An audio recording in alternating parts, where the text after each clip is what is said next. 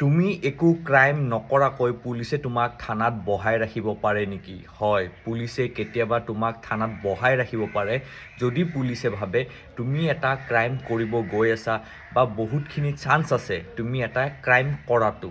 এতিয়া কথাটো হ'ল যে বহুত মানুহৰ কি হয়, কিছুমান বন্ধু থাকে, ধৰক মোৰ কোনোবা এজন বন্ধু আছে, বন্ধুজন ক্ৰিমিনেল হয়, সেই বন্ধুজনৰ লগত মই ঘূৰি থাকোঁ বা বন্ধুজন বদমাছ হয়, সেই বন্ধুজনৰ লগত যদি মই ঘূৰি আছোঁ আৰু পুলিচৰ চকুত যদি ময়ো পৰি গৈছোঁ, তেতিয়া সেই বন্ধুজনে যদি কিবা এটা ক্ৰাইম কৰি পেলাই ক'ৰবাত পলাই যায়, তেতিয়া কিন্তু তোমাৰ বন্ধুজন যদি পলাই যায় কিবা ক্ৰাইম কৰি, তেতিয়া কিন্তু পুলিচে তোমাকো থানাত আনি পেলাই সোধ পোছৰ কাৰণে তোমাকো ৰাখিব পাৰে। আৰু যদি পুলিচৰ সন্দেহ হয় যে সেই ক্ৰাইমটোত তুমিও আছা, তেন্তে বন্ধুজন জেলত যোৱাৰ আগত তুমি জেললৈ গৈ পাবা।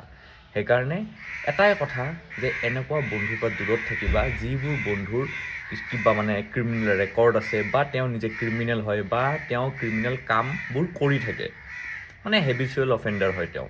চ' সেইবোৰ বন্ধুৰ পৰা দূৰত থাকিবা। বিৰাট দৰকাৰী ভিডিঅ', সকলোৱে শ্বেয়াৰ কৰি দিব। জয় আই অসম।